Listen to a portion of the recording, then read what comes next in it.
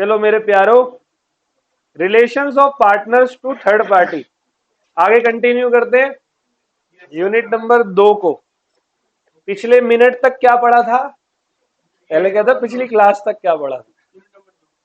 तो unit number 2 में section number कहां से कहां तक हो चुके हैं? 9 से 17 पूरा हो गया। अब 18 से स्टार्ट करते हैं बिल्कुल फ्रेशली। थोड़ा देखो अच्छे से, बहुत महंगा यूनिट है ये वाला, रटवा दिया तुम्हें मैंने। सेक्शन 9 से लेकर जो अच्छे बच्चे हैं उन्होंने रट लिया है, 9 से 17 तक। और सेक्शन नंबर 18 की बात करते हैं, ध्यान से सुनना, एक सेकंड रुक जाओ बस। 18, 19, 22,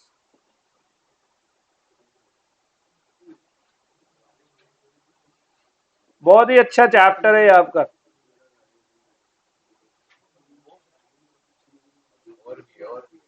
अरे पता है बेटे, मैं देख रहा हूँ एक टॉपिक को।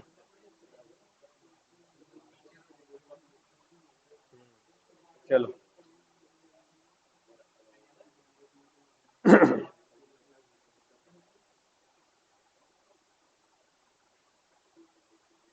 आ जाओ, relation of partner to third party, सब सुनेंगे बच्चे। Partner to be an agent of the firm, एक पार्टनर फर्म का क्या होता है? भाई ये चीज तो हमने सेक्शन नंबर 4 में पढ़ ली थी। सेक्शन नंबर 4 कहता है एक पार्टनर अपने फर्म के एजेंट की तरह काम करता है। वो जब भी किसी थर्ड पार्टी से मिलता है तो थर्ड पार्टी को वो जब रिप्रेजेंट कर रहा होता है, वो जब अपनी फर्म को रिप्रेजेंट कर रहा होता है थर्ड पार्टी के सामने, तो वो एज एजेंट रिप्रेजेंट करता है। ठीक है, तो कह रहा है partner to be an agent of the firm 18। You may recall that a partnership is the relationship between the partners who have agreed to share the profit of a business carried on by all, और ये क्या है last वाला, any of them acting for all. This definition suggests that any of the partner can be the agent of ये हमारी क्या है, mutual. Section 18 clarifies this position by providing that subject to the provisions of the act, a partner is the agent of the firm for the purpose of business, and the partner indeed virtually embarrass the character of both the principal and, अच्छा वही partner principal भी होता है दूसरे partner का। जैसे A B C partner है, तीनों एजेंट है,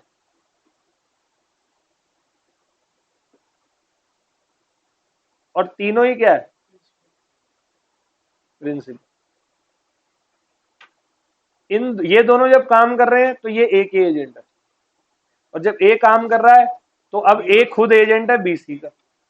जब ये दोनों काम कर रहे हैं तो ए प्रिंसिपल है, और जब ये दोनों बैठे हैं ए काम कर रहा है तो फिर ये दोनों प्रिंसिपल है। समझ में आ गया? ये बिल्कुल यूनिक कैरेक्टरिस्टिक है।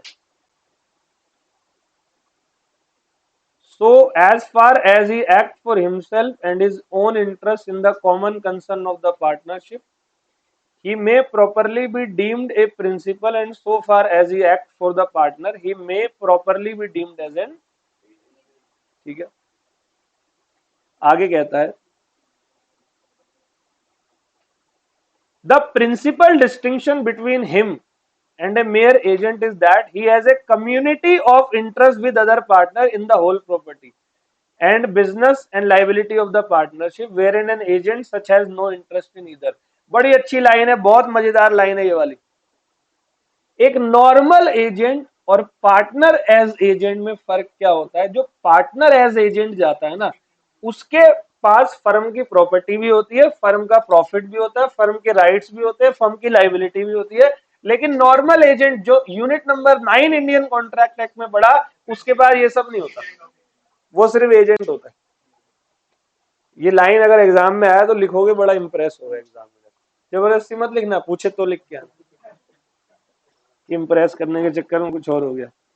The rule that partner is the agent of the firm for the purpose of the business of the firm cannot be applied to and dealing between the partners themselves. It is applicable only to the act done by the partner for the purpose of the, समझ गए जी? Point number 1।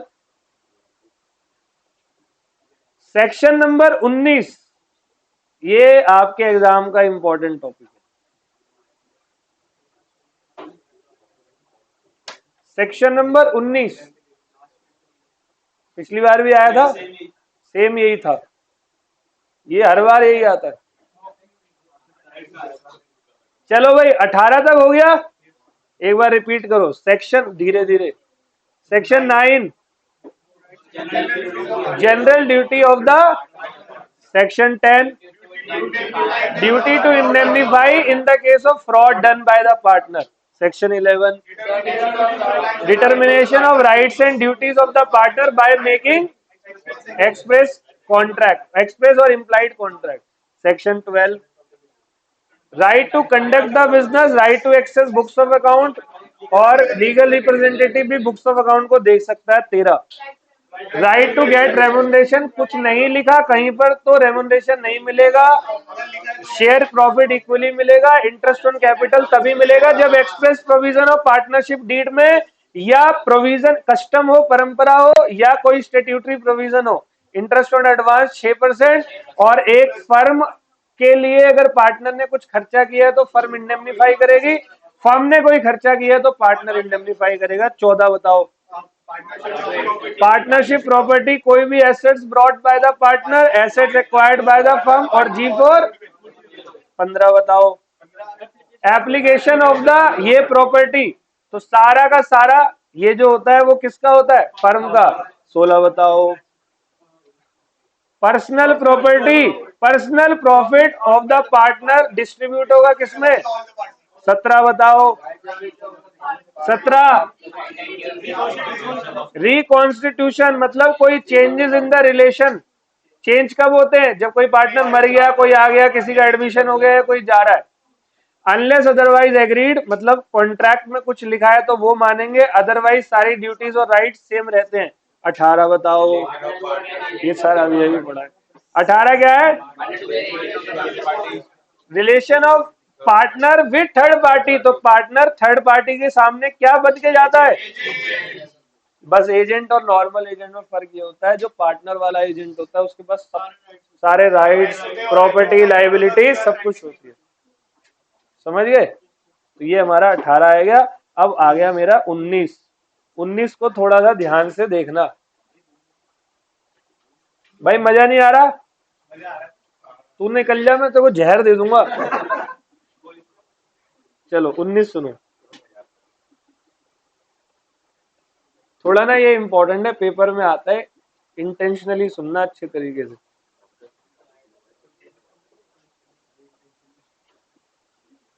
Topic का नाम है implied authority. तो implied authority का मतलब क्या होता है, देखो एक पार्टनर पे कुछ अथॉरिटीज होती हैं जो कि इम्प्लाइड है, कोई उसको आवश्यकता नहीं है दूसरे लोगों से पूछने के। बेटे मैडम की बोतल लिया है, चुप यार तू।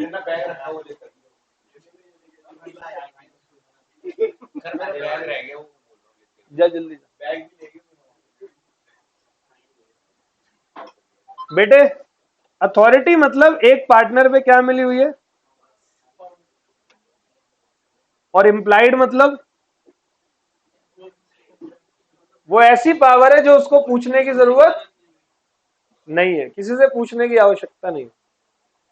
अब जैसे कि मान लो इस क्लास में तुमने कोई बदतमीजी कर दी, तो पहले जाऊं उधर, सर वो डांट दूं, पहले पूछूं और वहां जाके यही कूटूंगा बिना पूछे। दरवाजा तो बंद है। ये मेरी क्या है, this is my implied authority. सब सुनते रहना। एक partner normal course of business के अंदर, कौन से नॉर्मल कोर्स ऑफ बिजनेस में एक पार्टनर की कई सारी इंप्लाइड अथॉरिटीज होती हैं। जैसे वो नॉर्मल कोर्स ऑफ बिजनेस में सेल और परचेज कर सकता है। अब मान लो ट्रेडिंग का काम है, ट्रेडिंग फर्म है, तो बार बार कस्टमर आते हैं, तो क्या हर बार सारे पार्टनर से पूछ के जाएं कि बेच दे, फिर एक आया है, बेच दे, फिर एक आया है। अरे भाई यही काम है, ठीक है। एम्प्लॉय को हायर करना नॉर्मल कोर्स ऑफ बिजनेस होता है, एम्प्लॉय को फायर करना नॉर्मल कोर्स ऑफ बिजनेस है। नॉर्मल कोर्स ऑफ बिजनेस में किसी को लोन देना, जैसे कि एक फर्म जो है वो लोन पर काम करती है, मतलब बिजनेस में लोन पे वो करती है, सामान देती है, तो दे सकती है वो, कोई दिक्कत नहीं है। आ रहा है कुछ समझ? तो ये सारी इम्प्लाइड अथॉरिटी है। तो कई चीजें इम्प्लाइड अथॉरिटी में कवर्ड होती है और कई चीजें इम्प्लाइड अथॉरिटी में कवर्ड नहीं होती। अच्छा, कवर्ड में और बताते हैं, किसी के ऊपर केस फाइल करना, और केस फाइल किया है तो लॉयर अपॉइंट करना, ये सब कवर्ड है। और कुछ चीजें कवर्ड नहीं होती, वो भी बता दूं। जैसे नॉर्मल ट्रेडिंग फर्म है तो सामान बेच सकता है पार्टनर, तो बिल्डिंग ही बेच मारी जहां काम कर रहा है वो बेच सकता है। Immovable property without taking permission of other partner, A partner can not sold.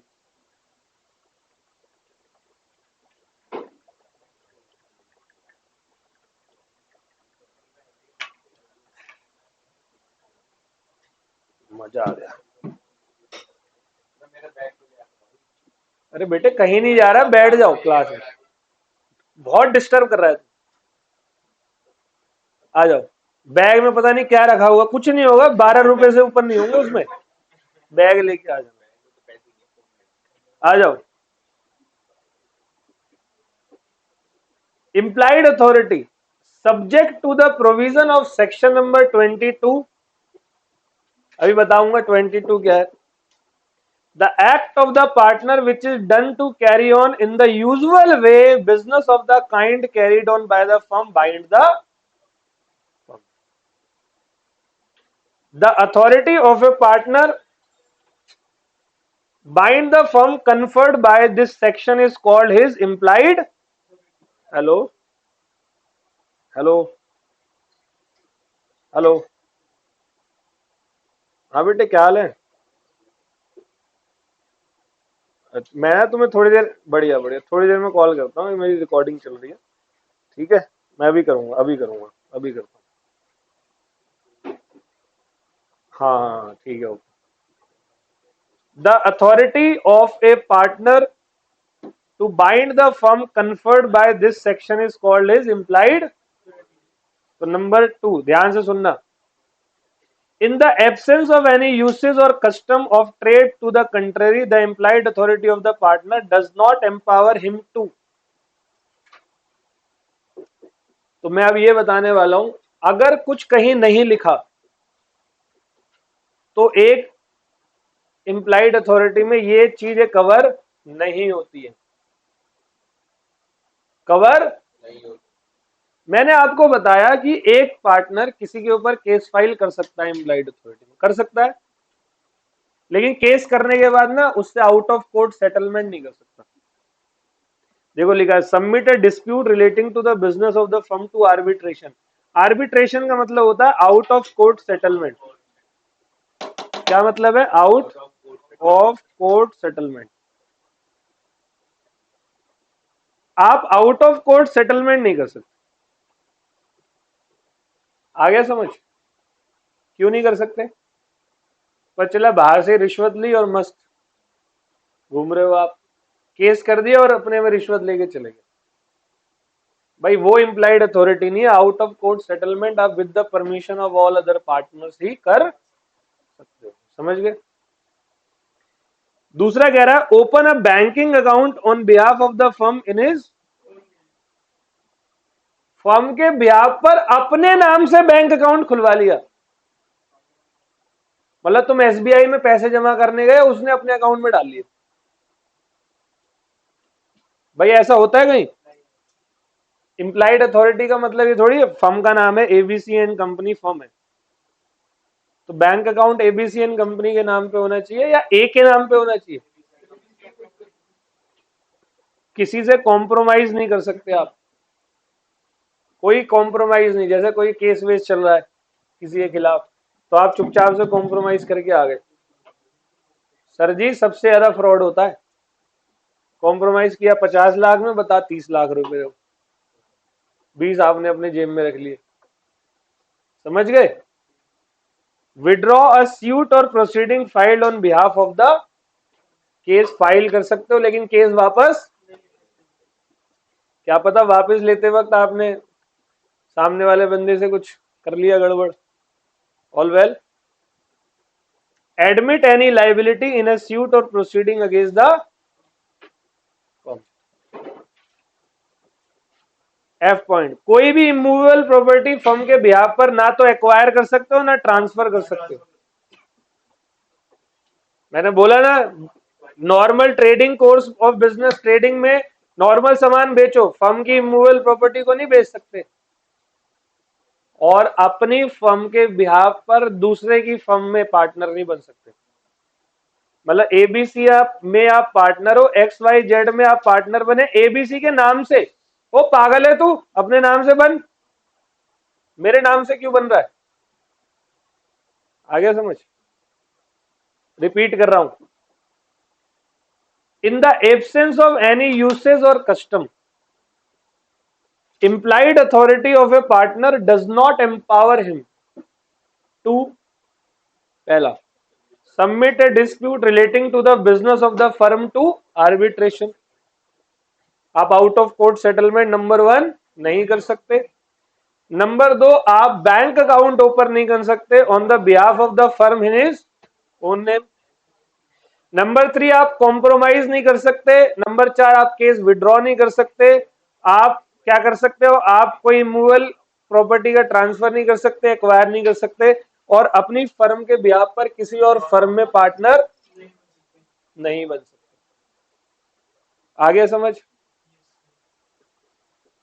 तो आगे कह रहा है mode of doing act to bind the firm, section number 22। ये थोड़ा अच्छे से सुनना।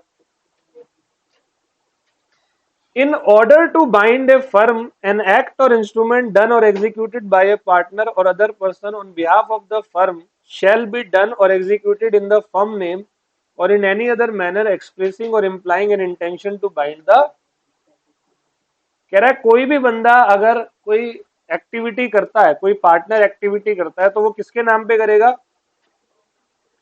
फर्म्स के नाम पे। फर्म बाइंड तब होगी जब आपने फर्म के नाम पे वो एक्टिविटी की हो, इम्प्लाइड अथॉरिटी में। At a very outset, you should understand what is meant by implied authority. You have just read that every partner is an agent of the firm for the purpose of the business thereof. Consequently, as between the partner and the outside world, whatever may be their private arrangement between themselves, each partner is agent of every other in other matter connected with the partnership business. His act bind the, her partner दूसरे partner का agent होता है, उसका act जो है वो firm को bind करता है। तो section 19 and 22 deal with the implied authority of the, तो the impact of this section is that act of a partner which is done to carry on in the usual way business of the kind carried on the by firm bind the firm. जिस तरीके का business कर रहे हो उसके accordingly चलना पड़ेगा, provided that the act is done in the, देखो आप एजेंट हो, आप बहुत सारी इम्प्लाइडली काम कर सकते हो, लेकिन वो सारे काम फर्म के नाम पे करना।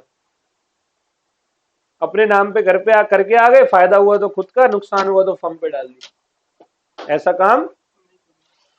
और in any manner expressing or implying an intention to bind the firm, such an authority of a partner to bind the firm is called his, and it is however subject to the following restriction. सुनना ध्यान से। Number 1, जो भी आप act done कर रहे हो वो यूजुअल बिजनेस एक्टिविटी में होना चाहिए, with in the scope of his authority होना चाहिए, और रिलेटेड टू नॉर्मल बिजनेस होना चाहिए। जैसे मैं यहाँ किसी स्टूडेंट से बात कर सकता हूँ, पर्सनल बात कर रहा हूँ, ये क्या बात है भाई, स्टूडेंट से पढ़ाई लिखाई की बात करूंगा ना, यूजुअल कोर्स में मैं आपको डांट सकता हूँ, कुछ भी कर सकता हूँ, तो मेरा अधिकार है। The act is such as is done for normal conduct of the business of the firm. The usual way of carrying on the business will depend on the nature and circumstances of each. तो भाई ये जो usual business है ये nature and circumstances of case depend करता है। आ गया समझ? ये वेरी करता रहता है. The act is to be done in the name of the firm or in any other manner expressing or implying an intention to bind the act. आप firm के नाम पे करना है, सेक्शन 22 बोल रहा है. Thus, a partner has implied authority to bind the firm by all acts done by him in all matter connected with the partnership business and which are done in the usual way and not in their natural nature beyond the scope of the partnership. Partnership के scope से बाहर जाके आप नहीं करोगे. जब firm ने बोला है कि आप मैक्सिमम 6% डिस्काउंट दे सकते हो और आप जाके 12% दे आए, तो 6% आप अपनी जेब से दोगे, फर्म को भुगतान करोगे, इंडेमनीफाई करोगे. सही है. You must remember that an implied authority of a partner may differ in different kind of business. तो implied authority अलग अलग kind of business में अलग अलग differ हो सकती है. इसीलिए मैंने ना अपने नोट्स के अंदर एग्जाम्पल में लिखा है ब्रैकेट में कि सपोज हम एक ट्रेडिंग फर्म है, क्योंकि implied authority किसी और बिजनेस की कुछ और हो सकती है. अब जैसे कि बिजनेस ही बिल्डर्स का है, जो लैंड बिल्डिंग ही बेचते हैं, तो भाई उनका तो नॉर्मल कोर्स लैंड बिल्डिंग ही बेचना है, तो वहां क्या वो परमिशन लेगा हर बार? फोन रख दे तू.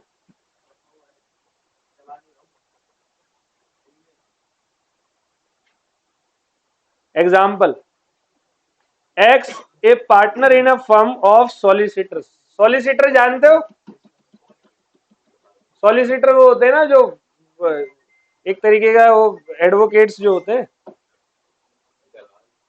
लॉयर्स, बचाव जो करते हैं, लोगों के सेटलमेंट जो करते हैं. Borrow money and execute a promissory note in the name of firm without, बिना अथॉरिटी के उन्होंने पैसा ले लिया, बोरो कर लिया और प्रोमिसरी नोट इशू कर दिया. अब तो समझ गए होगे promissory note. I promise to pay, we promise to pay you 10 lakh after this. The other partner are not liable on the note as is not part of ordinary course of business. भाई solicitor की firm है तो तुम ये promissory note कहां से issue करके आ गए? कोई लिंक है?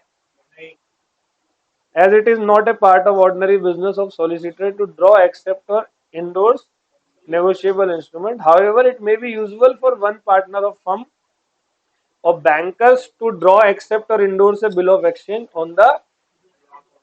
हाँ, वो बैंकर को बिल ऑफ एक्सचेंज बैंकर पे देते हैं, फर्म की बैंक भी होगी. तो देखो जनरल कमर्शियली एक बंदा क्या कर सकता है, देखो वो पार्टनरशिप प्रॉपर्टी को प्लेज कर सकता है और सेल कर सकता है. कमर्शियल नेचर, सपोज एक ट्रेडिंग फर्म है तो वो सारे सामान को खरीद बेच और गिरवी रख सकता है. वो गुड्स फर्म के बिहाफ पर खरीद सकता है, वो मनी बोरो कर सकता है, डेप्ट ले सकता है, डेप्ट दे सकता है, वो नेगोशिएबल इंस्ट्रूमेंट वगैरह वगैरह क्या कर सकता है, पार्टनरशिप के नाम पे इशू कर सकता है, जारी कर सकता है. ठीक है. तो सेक्शन नंबर 19 में बता रखा है कौन सी बियॉन्ड एक्टिविटीज है, वो हमने ऊपर पढ़ ली. देखो कवर्ड वाली ये रही, बियॉन्ड वाली ऊपर है. All well.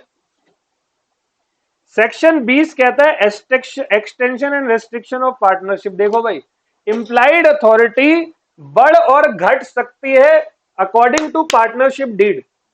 जैसे कि जनरली आप लैंड और बिल्डिंग खरीद बेच, लेकिन मान लो 4 पार्टनर ने बोला कि भाई आप लैंड और बिल्डिंग खरीद बेच सकते हो, तो एक इंप्लाइड अथॉरिटी बढ़ गई, एक्सटेंड हो गई. और मान लो कि 4 पार्टनरों ने ये बोला कि भाई आप नॉर्मल कोर्स में उधार नहीं ले सकते, तो वो क्या हो गई? तो सेक्शन 20 कहता है the implied authority of a partner may be बढ़ और घट, मे बी एक्सटेंडेड और by contract between the partners under the following condition. The restriction imposed on the implied authority of a partner by agreement shall be effective against a, the third party knows about the restriction and the third party does not know that he is dealing with the partner in a. क्या कह रहा है? Example, A a partner borrow money from B, कितने, in the name of, लेकिन वो उसकी authority से, क्या ये बात बी को पता थी? And utilise the same in paying of the debts of the firm, और उस पैसे को उसने फर्म की डेप्ट में ही यूज कर दिया. Here the fact that firm has contracted debt suggested that it is a trading firm, and as such it is within the implied authority of A to borrow money for the business. तो normal course of business में अगर trading firm हो तो आप बोरो कर सकते हो. This implied authority as you have notice may be restricted by an agreement. हाँ, हो सकता है एग्रीमेंट में लिखा होता कि मिस्टर ए किसी से कोई डेप्ट, him another partner. Now if B, the lender, is unaware of the restriction imposed of A, the firm will be liable to pay money to the B. On the contrary, B's awareness as to this restriction will absolve the firm to its liability. अगर B को पता होता, क्या हुआ, firm ने x पे restriction लगा रखी है कि तू डेप्ट नहीं ले सकता, ये बात बी को पता नहीं थी, तो फर्म उसके लिए लाइबल होगी, क्योंकि ये नॉर्मल कोर्स ऑफ बिजनेस में होता है.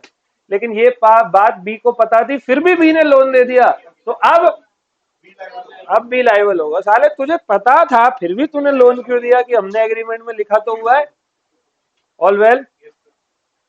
और partners authority in an emergency, याद रखना इमरजेंसी में एक पार्टनर कुछ भी कर सकता है. अब आग लगी हुई है, पूछने जाओगे पानी डाल दूं, और भाई इमरजेंसी है. All well. चलो 22 तक हमने करे, जरा एक बार रिपीट करते हैं. सेक्शन 9, धीरे धीरे एक एक बंदा बोल. Section 9, general duties of the partner. Section number 10, एक पार्टनर अगर फ्रॉड कर कर फर्म में आया तो वो पार्टनर लाइबल होगा. सेक्शन 11, आपकी राइट्स एंड ड्यूटीज जो है वो कॉन्ट्रैक्ट बनाकर डिटरमाइन कर लेंगे, चाहे एक्सप्रेस कॉन्ट्रैक्ट चाहे इम्प्लाइड. सेक्शन 12, भाई बिजनेस का मैं बुक्स ऑफ अकाउंट को चेक कर सकता हूं, मैं, आप मुझसे कंसल्ट लोगे, मेरा legal representative books of account को चेक कर सकता है. सेक्शन 13, पहली बात remuneration unless express otherwise, remuneration मुझे नहीं मिलेगा. नंबर 2, इंटरेस्ट ऑन कैपिटल मिलेगा अगर 3 कंडीशन में कोई कंडीशन है, एक्सप्रेस प्रोविजन है, परंपरा है या स्टेट्यूटरी प्रोविजन है. इंटरेस्ट ऑन एडवांस मिलेगा 6%, इंडेमनीफाई मैं भी करूंगा, फर्म भी करेगी. सेक्शन 14, सब partnership property, any assets brought by the partner acquired by the firm, goodwill. Section 15, application of partners property, application of partners property. Section 16, partner ने कोई पर्सनल प्रॉफिट किया है तो वो फर्म के लिए लाइबल होगा. Section 17, reconstitution of the firm, reconstitution, किसी की डेथ हो गई, कोई नया पार्टनर आया गया, ठीक है. सेक्शन नंबर 18, कौन सा रिलेशन, थर्ड पार्टी, तो वो एजेंट होता है. सेक्शन 19, तुम और तीनों को भगाऊंगा, तीनों को पीछे जो बैठे हुए हो ना, बकवास कर रहे हो, सब दिख रहा है मेरे को, लगे पड़े आपस में जैसे कुछ पता ही नहीं लग रहा सर को. वहीं जब कलम चलेगी ना पेपर में तो कुछ नहीं आ रहा होगा. ये सब एक्टिवली सब इंगेज है क्लास के अंदर, सेक्शंस बता रहे हैं, आपस में बातें कर रहे हो. हाँ भाई तेरा नाम क्या है, बोलियो.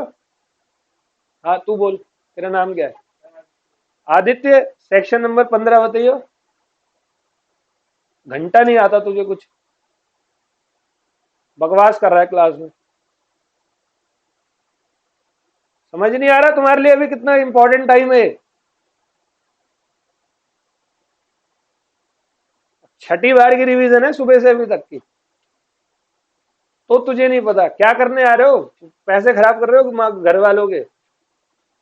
मस्त लगे पड़े आराम से चिपक के, पता नहीं क्या बातें कर रहे, समझ ही नहीं. मैं देख रहा हूं उनको, उन्होंने देख लिया मुझे कि सर देख रहे हैं, फिर भी लगे पड़े. घर में भी ऐसे ही करते हो, आउटसाइड द वर्ल्ड भी ऐसे ही करोगे. कहीं नौकरी पे जाओगे मुंह पे मारेगा फेंक के तुम्हारे वो, तुम्हारा एक्सपल्शन लेटर. कुछ नहीं कर पाओगे। और बोलना बहुत बड़ी बात होती है, सपने देखना अपना बिजनेस करेंगे, उसके लिए भी टैक्ट होना चाहिए। इतनी इंपॉर्टेंट डेफिनेशन चल रही है रिवीजन, बेवकूफ है मैं, गला बैठ गया बोल बोल के। चलो सेक्शन 19 बताओ। Implied authority subject to section 22। 19 के बाद सेक्शन 20 था। 20 बताओ। देखो 20 यहां पर है एक्सटेंशन एंड रेस्ट्रिक्शन। 21 है एक्ट इन इमरजेंसी। और सेक्शन नंबर 22 क्या है? यहां पर mode of doing act, firm के नाम पे करना।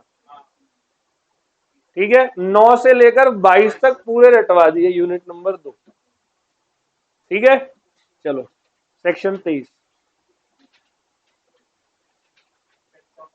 बहुत आसान। Effect of admission by a partner.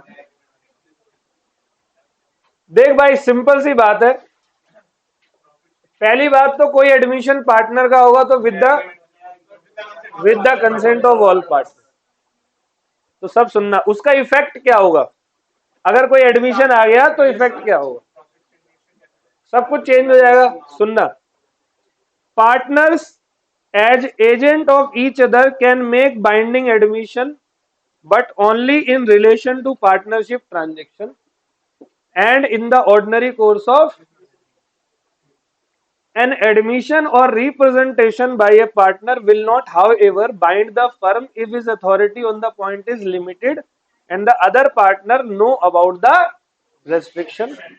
The section speak of admission and representation being evidence against the, that is to say they will affect the firm when tendered by, they may not have the same effect in case of dispute between the partners. Example, X and Y are partner in a firm, दोनों partner है, dealing in spare parts of different brand of motorcycle bikes. और अलग अलग brand के bike होते हैं, उनके spare part बेचते हैं। Z purchase a spare part for his Yamaha motorcycle. कोई जेड बंदा था, उसने यामा के लिए motorcycle, after being told by X that the spare part is suitable for his, तो एक्स भाई ने बोला ये आपकी मोटरसाइकिल के लिए सुटेबल होगा। Y is ignorant about this transaction, Y को इसके बारे में कुछ भी, the spare part prove to be unsuitable for the motorcycle and damage. X and Y both are responsible to Z for his. आया कुछ समझ में? क्योंकि दोनों एक दूसरे के म्यूचुअल एजेंट है, तो सर कोई भी एक्टिविटी होगी, क्योंकि वो एजेंट है तो सब सारे एडमिशन के लिए वो बाइंडिंग होंगे, but only in relation to partnership transaction. Firm की ट्रांजेक्शन जो है ना, उसकी उसी में अगर कोई और काम करते तो, हाँ पर्सनली काम करता तो, and in the ordinary course of, आ गया लाइन समझ में? एन एडमिशन और representation by a partner will not however bind the firm, अगर उसकी अथॉरिटी पॉइंट में लिमिटेड है। मान लो एक्स को लिखा मना कर रखा था कि तू बेच ही नहीं सकता, और तो भी एक्स ने बेच दिया, तो अब एक्स लाइबल होता। All well. सेक्शन 23 के बाद अच्छे अच्छे पॉइंट है। क्या है, बहुओं की तरह इशारा दे रहा है। आ जाओ। Effect of notice to acting partner, मत किया कर। भाई तो अपने बाल थोड़े नीचे कर ले, वो camera. Effect of notice to acting partner, ध्यान से सुनना। The notice to a partner who habitually act in the business of the firm on matter relating to the affair of the firm operate as a notice to the firm except in the case of fraud on the firm committed by or with the consent of, thus the notice to one is equivalent to the notice of rest of the partner of the firm, just as a notice to an agent is notice to his principal। जैसे एक agent अपने principal को notice देता है, वैसे एक partner अगर दूसरे पार्टनर को नोटिस, एक ही पार्टनर को नोटिस दे दे तो वो वैलिड होगा। This notice must be actual and not constructive, तो पता है। It must be receive by a working partner. अच्छा, रिसीव नोटिस कौन करेगा? Active partner, and not by It must further relate to the firm's business only, and only then it would constitute a notice to the. अब देखो कोई acting effect of notice to acting partner के बारे में यहां पर दो इन्होंने एग्जांपल दिए, दोनों सुनना. Example 8. PQ and R are partner in a business for purchase and sale of. R purchase a second hand car on behalf of the promise. R ने दोनों में से तीनों में से इस R ने एक सेकेंड हैंड कार खरीद ली एस बंदे से, फर्म के बिहाफ पर खरीदी है. In the course of dealing with S, he comes to know that car is stolen one and actually belongs to. उसको पता लगा ये तो चोरी की है. P and Q are ignorant about it. सारे पार्टनर लाइबल होंगे.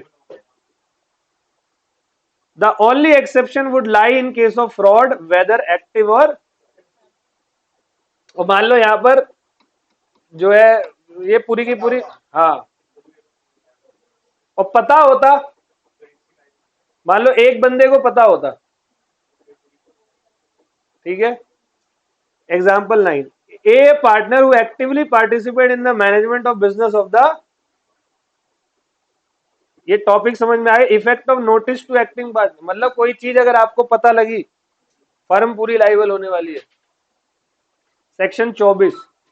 ए partner who actively participate in the management of the business of the firm bought for his firm certain goods. उसने अपनी फर्म के लिए कुछ गुड्स खरीदा. While he knew of the particular defect in the goods. उसको पता था गुड्स में कोई पता लग गया. His knowledge as regard the defect ordinary would be constitute at the knowledge of the. उसको पता है का मतलब फर्म को पता है. दो the other partner in fact were not aware of the defect. एक को नोटिस आ गया ना, एक को पता लग गया तो सब लाइबल. यही टॉपिक पढ़ रहे हो आप. A had in league with his seller conspire to conceal the defect from the other partner, the rule would be inappropriate. और मान लो वो बंदा किसी को ना बताए बाकी पार्टनर को, तो भी फर्म लाइबल होगी, क्योंकि आउटसाइडर डील फर्म से कर रहा है, पार्टनर से नहीं कर रहा. मैंने आपको बताया हुआ है सारा का सारा, हर पार्टनर लाइबल होता है. इट मींस पूरी फर्म लाइबल होगी. Another partner would be entitled to reject the goods upon detection by them of the. All well. Liability to third party.